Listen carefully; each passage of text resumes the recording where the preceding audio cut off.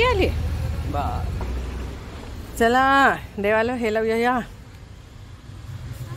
कराग्रे वसती लक्ष्मी करमध्ये सरस्वती करमूले तु गोविंदा प्रभाते करदर्शनम. आम्ही प्रभाते आहे ते संध्याकाळी म्हणायला लागलोय.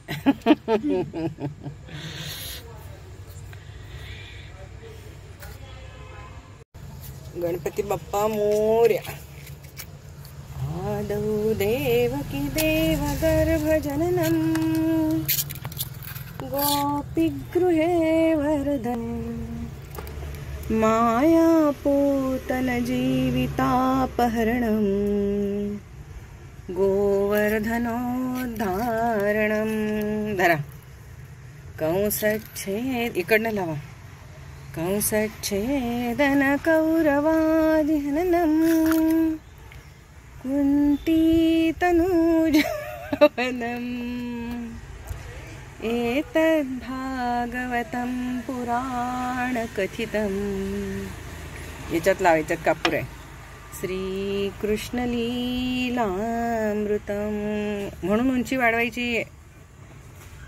भगवंत ईश्वरा सर्वांना चांगली बुद्धी दे, आरोग्य दे, ना सुखात आनंदात ऐश्वर्यात सर्वांचं भलं कर, कल्याण कर, रक्षण कर आणि तुझे गोड नाम मुखात अखंड राहू दे. होय की नाही? देवाचं नाव मुखात असलं की मनाला एक आनंद होतो. होय की नाही? एक विश्वास मिळतो, एक श्रद्धा असते. आहे बाबा प्रत्येक गोष्टीत आहे बाबा देव आपल्या पाठीशी, आहे बाबा आपल्या पाठीशी देव, असं असतं. म्हणून काही ना काहीतरी देवाच्या इथं येऊन म्हणायचं, त्याच्याशी संवाद साधायचा. आता तुझ्या ओळखीची मी असले तर मी तुझ्याशी बोलणार, कलरणार. होय की नाही? मी ओळखीचीच नसले तर तू मला येऊन काय सांगणार किंवा काय माझ्याशी बोलणार? नाही की नाही? मग म्हणजे देवाची ओळख पाहिजे का नको आपली? म्हणजे देवाची ओळख पाहिजे तर रोज यायला पाहिजे त्याला भेटायला. फक्त परीक्षेच्या वेळेला येऊन येऊन नमस्कार करायचं काय नाही, नॉर्मल सुद्धा यायचं, देवाला भेटायचं. तो आपली वाट बघत असतो. आहे की नाही? चला झालं काय? आता काय करायचं? कॅरम. चला खेळूया. टाका पावडर टाका.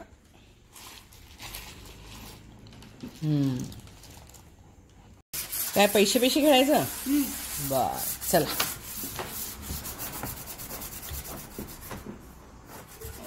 रड्डीचा डाव खेळायचा नाही, चिडाचिडी करायचं नाही, कळलं काय? घ्या.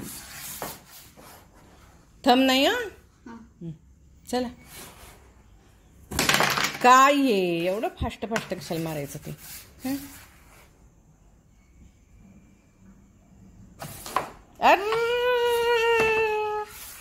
जात नाही ती, अजिबात जात नाही. नाही ती जात नाही, मला माहित होतं जाते बघा. अरे काय हे? ही जात नाही बघा, जात नाही बघा. गेली बाई. 2 मोजायचं फक्त. डायरेक्ट या सगळ्या आहेत ते भराभरा मारा की. डायरेक्ट काय ते आपलं.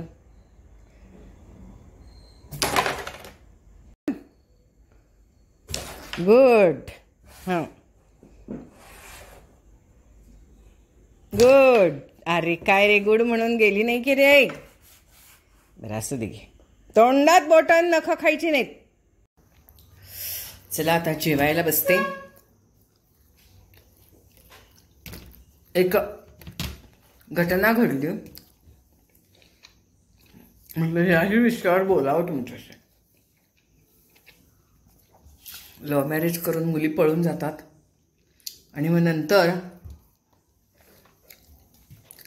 काय होतं, शेवटी लव्ह मॅरेज होऊ दे किंवा काहीही होऊ दे, एकदा लग्न झालं की नाही की सुरू होतो तो संसार.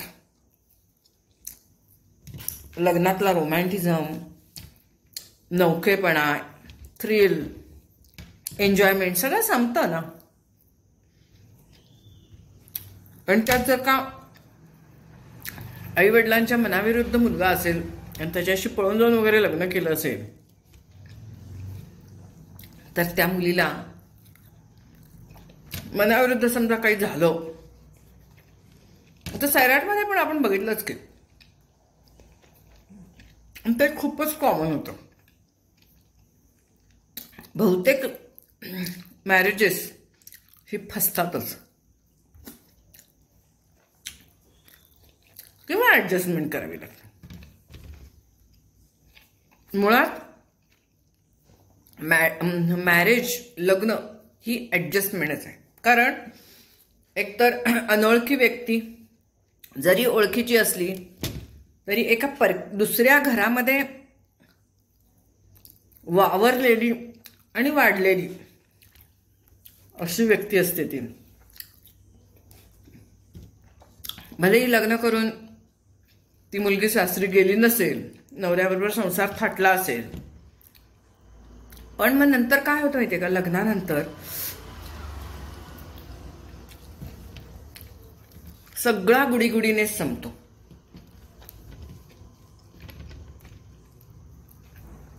ढिगभर कामं करावी लागतात, स्वयंपाक करावा लागतो, म्हणजे ती मुलगी राहत नाही, ती एकदम स्त्रीच होते, बाईच होते. सासू असेल समजा,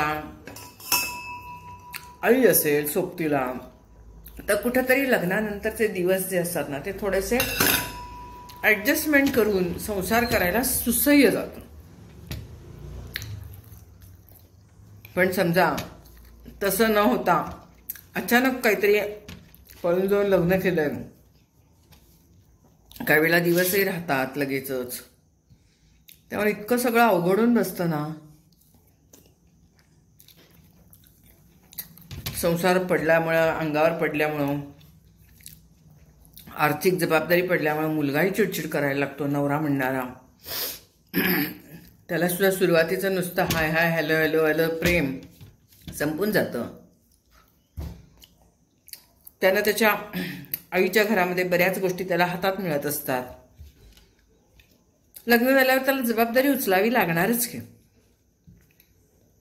आणि ती जर का उचलली नाही तर त्या मुलीलाही त्रास होतो आणि त्या मुलाला तर उचलायची नसते. अशा अनेक घटना. एकूण लग्न हा प्रकार सोपा नाही.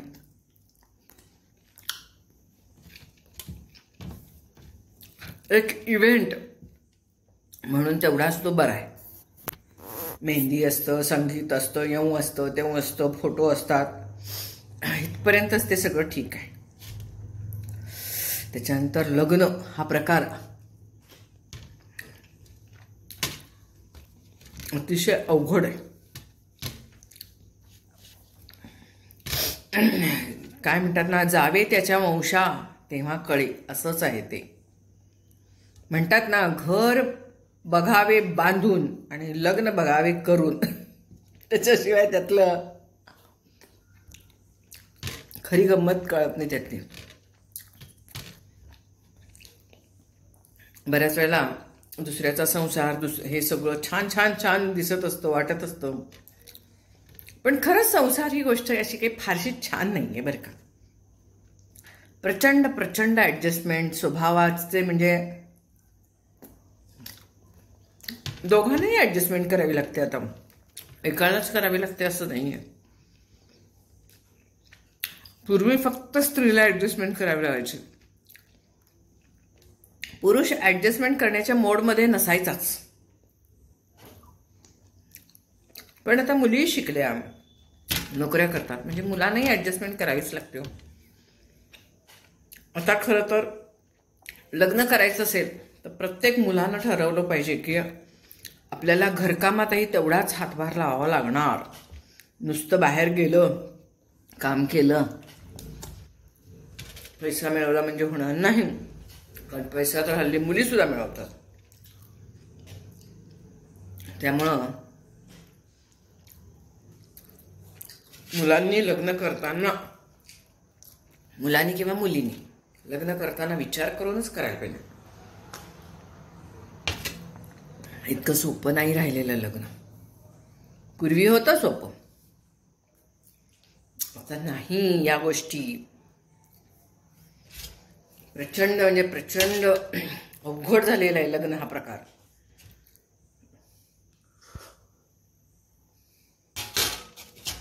पूर्वी मुली ॲडजस्टमेंट करत होत्या आणि आता ती ॲडजस्टमेंट बंद झाल्यामुळं लग्न प्रकार अवघड झाला.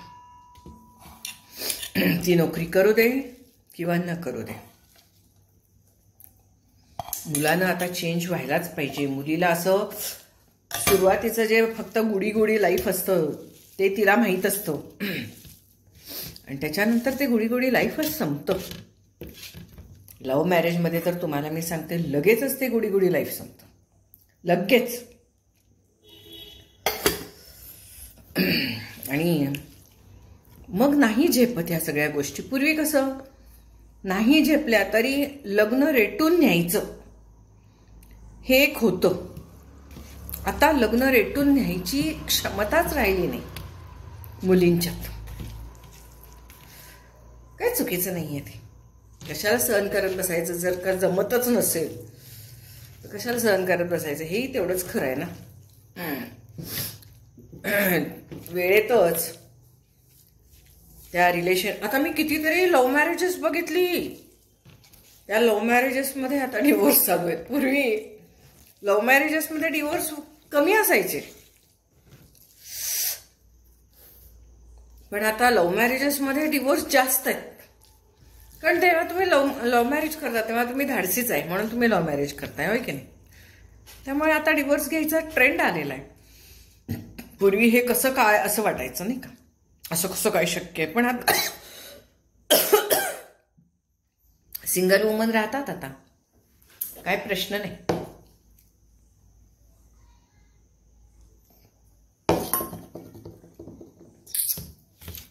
ट्रेंडच बदलला. रडत खडत तेच तेच तेच आयुष्य. जर का तुमच्या स्वभावामध्ये बदल होणार नसेल, परिस्थितीमध्ये बदल होणार नसेल तर काय गरज आहे ना. वेळेतच निर्णय घेऊन पुढे मूव्ह ऑन झालेलं कधीही चांगलं. कारण एक गोष्ट लक्षात ठेवा, जेव्हा एखादी गोष्ट बिघडते संसारामध्ये, समजा दोघांच्या स्वभावामुळे काही बिघडलं, परिस्थितीमुळे बिघडलं, ती परिस्थिती तो स्वभाव कधीही बदलत नसतो, कधीच नाही. मग तो बदलण्यासाठी प्रयत्न करत बसणे किंवा बदलेल म्हणून ती आशा करत बसणे हे चुकीचं आहे. बिघडलं की ते बिघडलं. तेव्हा वेळेतच मूव्ह ऑन केलेलं कधीही चांगलं. आत्ताच मी परवा एक यूट्यूबवरती एक व्हिडिओ बघितला बरं का. व्हिडिओ म्हणजे शॉर्ट फिल्म बघितली. त्या शॉर्ट फिल्ममध्ये त्या दोघांचं लव्ह मॅरेज होतं. दोघं जण लग्न करतात. लग्न झाल्यानंतर ठीक आहे, आजकाल कशी मुलं एकच असतात, पूर्वीसारखा विरोध नसतो आईवडिलांचा सुद्धा. आईवडिलांचं येणं जाणं चालू होतं, सगळं व्यवस्थित सुरू होतं. आणि नंतर त्या मुलीच्या लक्षात येतं की आपलं करिअर जे आहे ते आपल्या करिअरमध्ये लग्न हे बाधा आणायला लागले. कारण की लग्न म्हटलं की सगळ्यात जबाबदारी आल्या ना, घरकाम आलं, सगळं आलं. आणि मग तिची त्याच्यात बदली होते.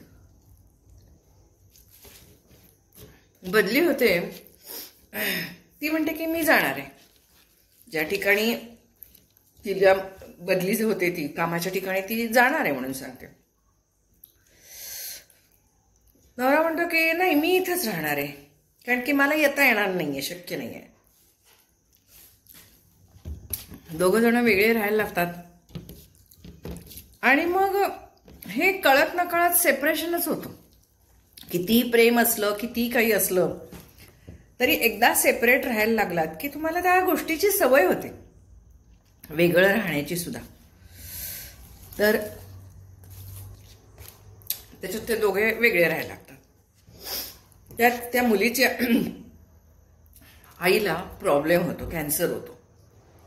मुलीच्या आईला कॅन्सर होतो म्हटल्यावरती हा जो जावई असतो तो जवळ असतो म्हणजे गावातच असतो. तो त्या आईवडिलांची सेवा करतो म्हणा, घेऊन जायचं, करायचं, कारण की नातं असतंच आणि करतो तो. ती मुलगी जी असते, जिचं लग्न झालेलं आहे ह्याच्याशी, तिच्या आईसाठीच त्यानं खरं तर मुलानं सगळं केलेलं आहे. पण ती नाही म्हणते, मला तुझ्याबरोबर राहायचं नाहीये, मला परत या गावात यायचं नाहीये, मला तुझ्याबरोबर राहायचं नाहीये. कारण नाही म्हटलं तरी तिच्या करिअरमध्ये तिला जास्त ती रमते. करिअरमध्ये तिला परदेशची संधी असते, सगळं असतं. ती त्याला सरळ सांगते की आपण कायदेशीररित्या वेगळं होऊया. तिच्या आई वडिलांना काही कळतच नाही. हे मी शॉर्ट फिल्म बद्दल बोलते. तिच्या आई वडिलांना काही कळतच नाही कसं काय बोलायला लागली आपली मुलगी अशी.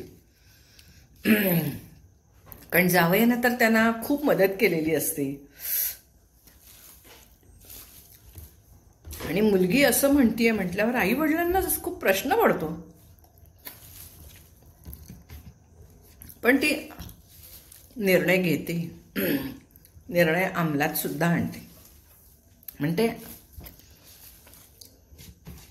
तुझ्या या उपकारासाठी, तू माझ्या आईवडिलांचं केलंयस, त्या उपकारासाठी मी तुझ्याशी बांधून नाही राहू शकत. मी माझ्या करिअरचं बलिदान देऊ शकत नाही. त्याला थोडा त्रास होतो त्या मुलाला, असं त्यांनी त्याच्यामध्ये दाखवलेलं आहे.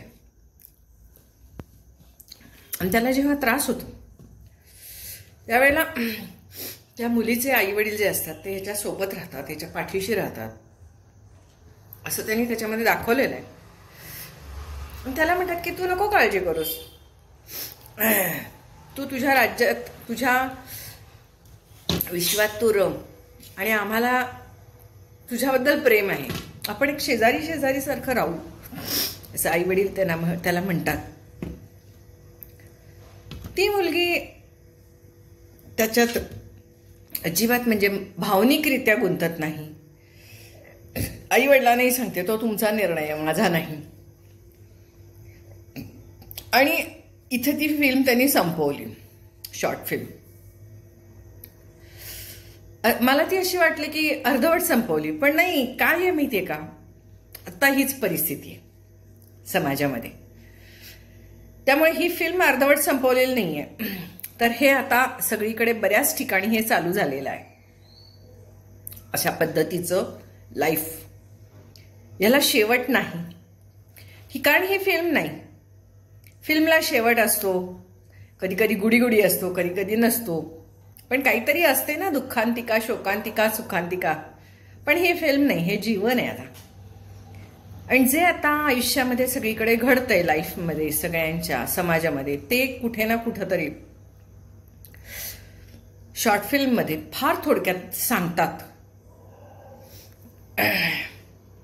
ती बघितली मी आणि मला वाटलं की खरंच आहे, हे आता असंच असणार आहे. म्हणजे लव्ह मॅरेज झालं म्हणून त्या दोघांनी आयुष्यभर एकत्र राहायचं वगैरे, हे असं काही नाही.